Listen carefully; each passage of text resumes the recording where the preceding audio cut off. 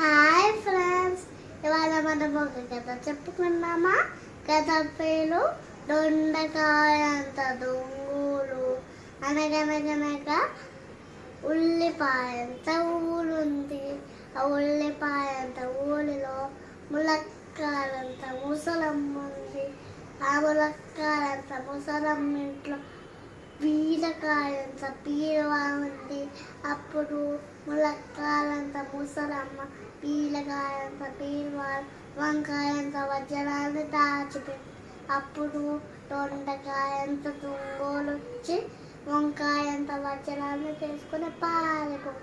అప్పుడు ములక్కాలంత ముసలమ్మ చూసి పొట్లకాయంత పోలీస్కి ఫోన్ చేసి అప్పుడు పొట్టకాయంత పోలీసు జీడికిందంత జీప్లో వచ్చి దొండకాయంత దొంగని తీసుకు జామకాయంత జైల్లో పలేసి తాటకాయంత తాళం వేశారు. కథ కంచికి మనం ఇంటికి.